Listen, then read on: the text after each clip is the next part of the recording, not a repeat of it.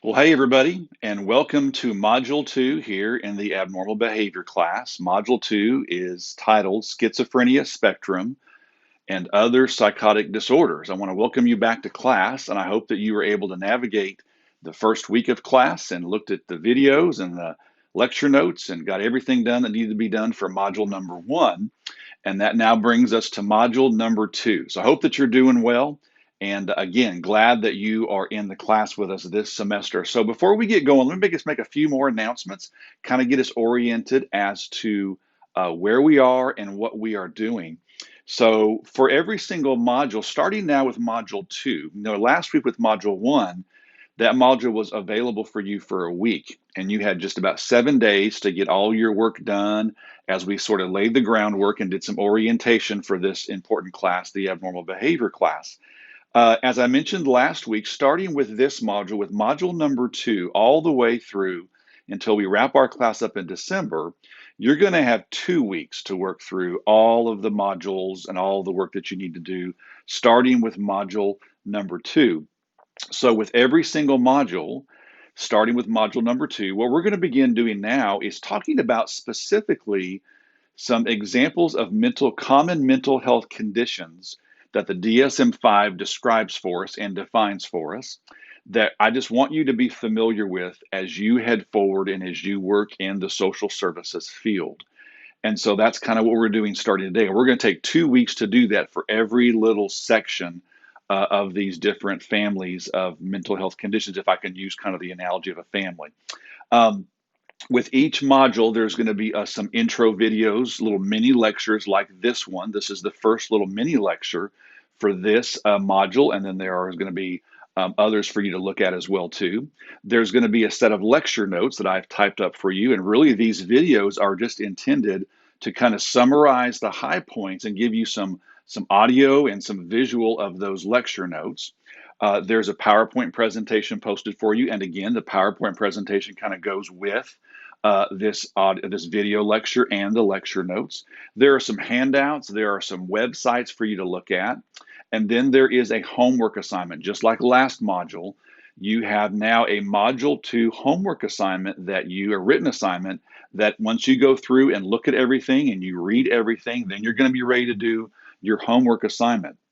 The homework assignment is due by 12 o'clock noon. Remember, that is our magic time in this class, 12 noon, not midnight, 12 o'clock noon on September the 11th. So that is when your Module 2 homework is due.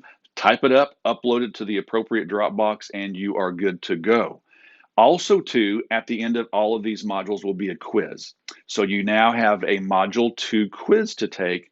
That Module 2 quiz will not open until September the 10th, 12 o'clock noon on the 10th. I'm going to post for you a little study outline for you to look at, so be looking for that in this module. And you'll need to wait until the 10th for the quiz to open. It will be open from noon on the 10th until the 14th, September 10th to September 14th. Anytime during that time frame, you can go in and take the quiz online.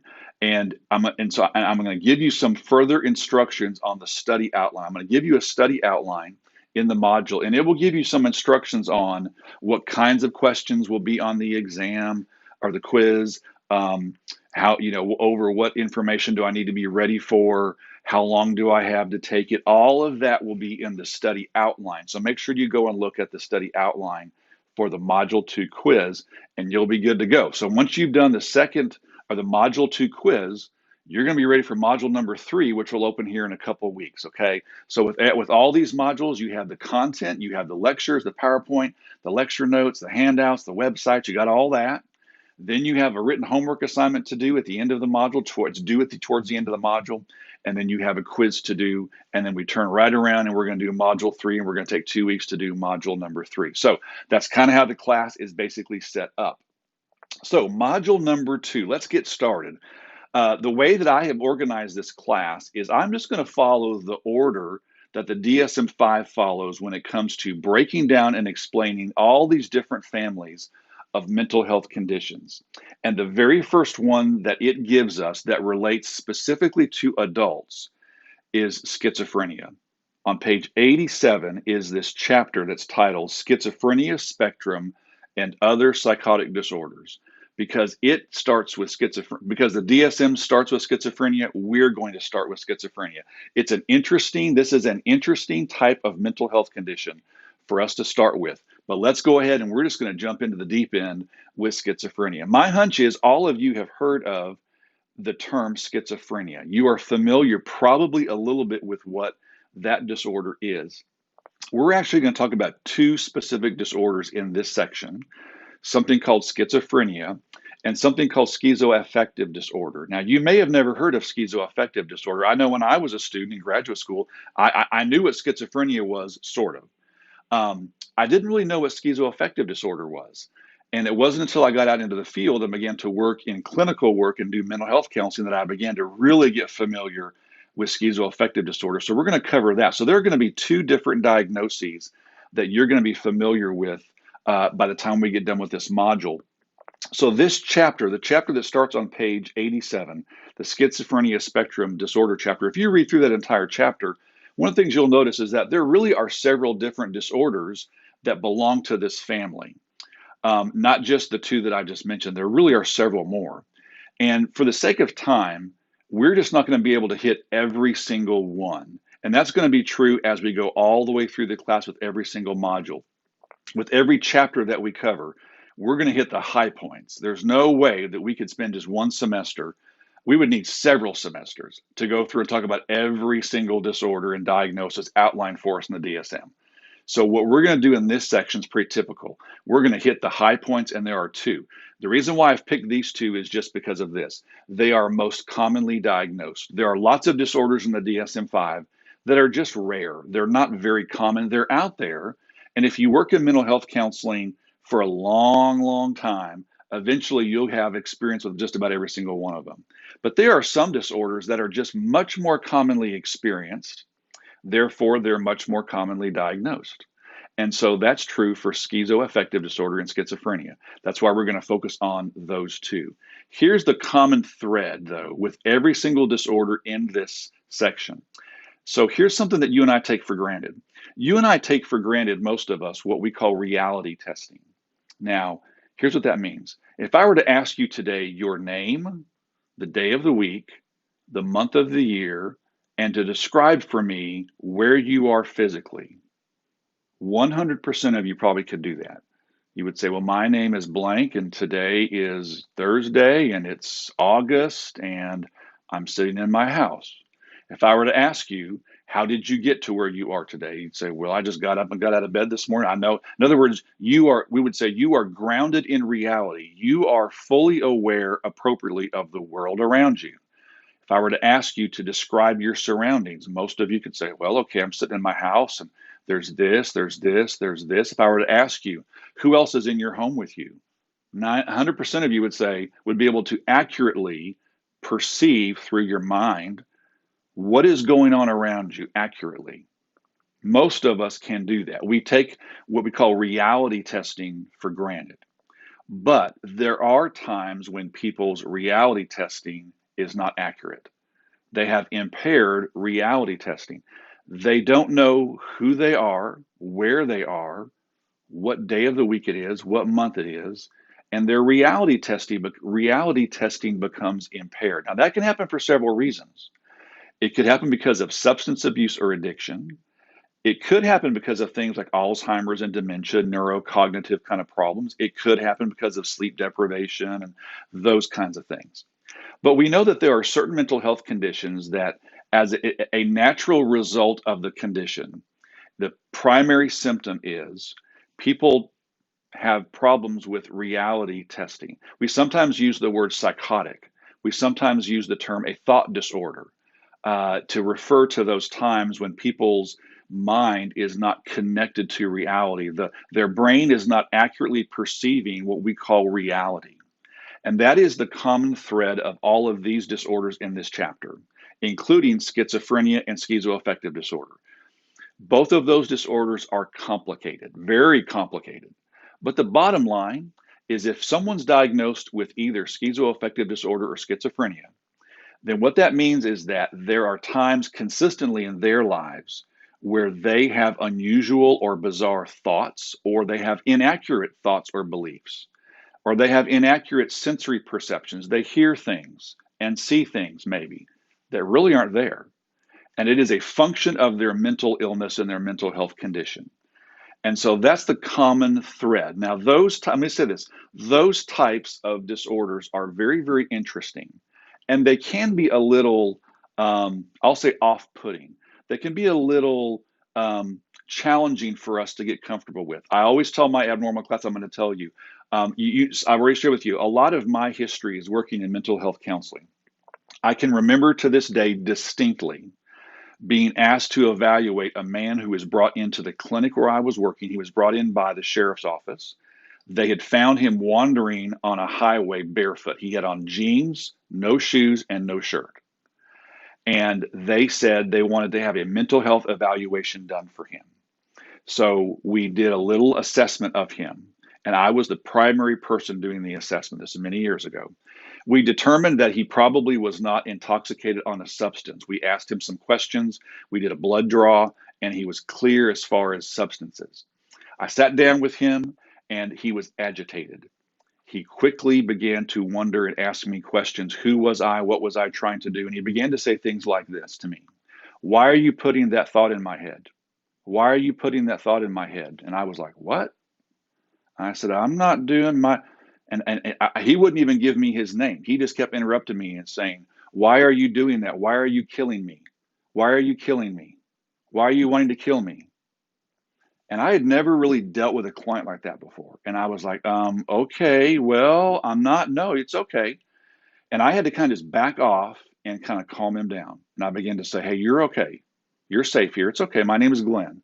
And we're just going to talk for a little bit. And he kept saying, why are you hurting me? Why are you trying to kill me? Why did you bring me here today? You brought me here today. I had no idea what he was talking about. And I just got him calmed down, And I finally began to ask him questions like, how did you get here today? He had no idea how he got there.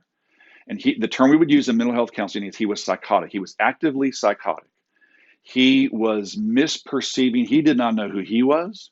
He did not know who I was. And he interpreted me as a threat. He was very paranoid. And in his mind, he perceived me. He believed that with my words, I was trying to harm him. Not figuratively, literally. He literally believed that my words were hurting him and that was what I was trying to do. Just like if I had like a gun and I was trying to shoot him, he believed that I was using specific words to try to kill him and hurt him. Totally disconnected from reality. We would say psychotic. He was psychotic. Um, he began to ramble on and talk, and he began to use language that did not make any sense to me. He began to talk about the woods and a woman and a bird, and he just rambled on and on and on and on and on and on, right? Some of you who have relatives who have Alzheimer's or dementia, you're used to, maybe you've had that experience where people are just not connected. They don't know who you are. Maybe they know who you are one day, the next day they don't even know who you are, and they think that you're trying to harm them. Well, this young man was about 30. He was a young guy. And usually when people act and think like that, usually it's because of substances or brain trauma or it's a mental health condition. And in his case, he was experiencing a mental health episode. He was actively psychotic, and it was very challenging for me at first. Now, I had to get used, that was the first of many opportunities I had to interview both men and women who were actively psychotic. And it was very interesting. It's very different. And so I mean in a negative way. And so these are interesting disorders, right? These are very interesting kinds of disorders. So let's talk about schizophrenia for a little bit. I want to talk just a little bit of introduction into schizophrenia and give you a little bit of an overview. And then we're going to kind of get into talking about some specific diagnoses and some specific symptoms. Like many different disorders we talk about in this class, schizophrenia is very complex and complicated. It can and does look 100 different ways in 100 different people. So remember we talked last week about how the DSM-5 gives us specific symptoms, but not everybody fits neatly into those symptoms. And so we have to use our judgment and our experience, right? So schizophrenia is complicated, but it has 5 core symptoms. And that's what I want you to learn in this conversation. And by reviewing your DSM and your PowerPoint and lecture notes, is I want you to be familiar with what are those 5 core symptoms. We're going to talk about those 5 core symptoms here in the next little bit. Very, very quickly, let me just kind of highlight this. Schizophrenia is one of the oldest identified and diagnosed mental health conditions in history. Ancient writings describe for us men and women who probably have what today we would call schizophrenia. Schizophrenia is a chronic mental health condition. It is not a mental, this is one of the mental health conditions that does not come and go. If someone struggles with schizophrenia, it tends to be chronic. Schizophrenia is one of those mental health conditions that the symptoms almost always begin to show themselves between the ages of 18 and 25. That does not mean that people are always diagnosed during that period, but almost always people are diagnosed, people begin to experience the symptoms of schizophrenia and these kinds of disorders between the ages of 18 and 25. The name schizophrenia literally means split mind or split head. Schizo, S-C-H-I-Z-O, means skit, means split. Phrenia, schizophrenia, the word phrenia means head or mind. So back in the ancient days, they called this disorder split mind, schizophrenia. It is not the same thing as multiple personalities. That's a common myth.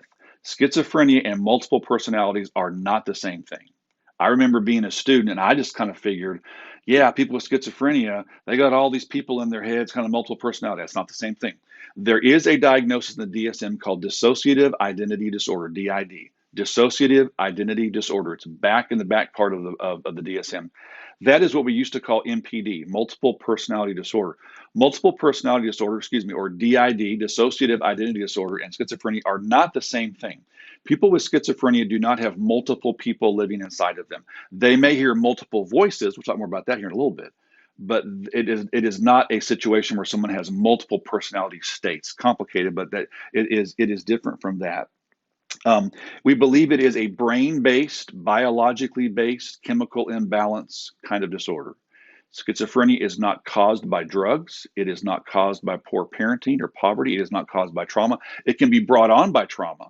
It can be brought on by drugs. It can be made worse by substances, but it's not caused originally by that. It is a neurologically based, brain-based chemical imbalance in nature disorder. Runs in families genetically because it is a brain-based kind of disorder. Unfortunately, left untreated, schizophrenia, if it's not recognized and not treated properly, it can be and is a very debilitating disorder. People with untreated severe schizophrenia very often are not able to work and live independently. Now, we have more treatments today than we have ever have for schizophrenia. If people are diagnosed with schizophrenia today, we can have and we do treat them. There's counseling approaches that we use. There's medication that we use. People can and do live productive lives. But this is a disorder that if unfortunately, if left untreated or if not recognized, many people with schizophrenia have never been appropriately evaluated. They've been told they're just crazy. Or people with schizophrenia, they self-medicate their symptoms with drugs and alcohol. Many homeless people who have schizophrenia also have addiction issues because they've begun to self-medicate their schizophrenia with substances and drugs and alcohol, and that just complicates the whole matter. And so what happens is many people come in for drug and alcohol treatment. They really have schizophrenia underlying condition of schizophrenia. We call it co-occurring disorder. We'll talk more about that a little bit later in this class. So it is a commonly diagnosed mental health condition. It's not one of the number one. It's not as common as anxiety and depression, but it is not uncommon. We see it fairly consistently. Again, another myth that we see with schizophrenia is that people with schizophrenia are just crazy and that they're violent and that they kind of say bizarre, weird stuff, and you got to watch your back when you're around them. That is not generally true. I have worked with many people with schizophrenia, and they are not violent or aggressive per se. They can be, but you know what? Really, people who don't have schizophrenia can be prone to violence, and just any of us can be prone to being aggressive, right? Potentially. So unfortunately, people sometimes think that people with schizophrenia, you got to kind of watch out for them. They're kind of crazy, whatever it may be. So that's really a myth. Two good movies. You're going to do a movie review for me later in the semester. There are two really good movies that if you've never seen before, go find them online and watch them. One is called The Soloist by Jamie Foxx. The other is called A Beautiful Mind with Russell Crowe. Both of those movies were based on true stories of men with schizophrenia. A Beautiful Mind actually is an older movie because this identifies a man who was alive as a young man in the 1950s and 60s. The Soloist is more of a modern movie made about a man named Nathaniel Ayers who is still alive today. John Nash, who is the character in A Beautiful Mind, unfortunately was killed in a car accident just a few years ago. But both of those movies have come out in the last few years. Very, very good depictions, especially The Soloist. If I were to encourage you to watch one of those two, they're both excellent, but The Soloist is probably the better depiction of schizophrenia. I've actually posted a couple of movie clips from The Soloist in this module to give you an example of disorganized speech and disorganized behavior. So those two movies, those aren't the only two movies, but those are two good movies.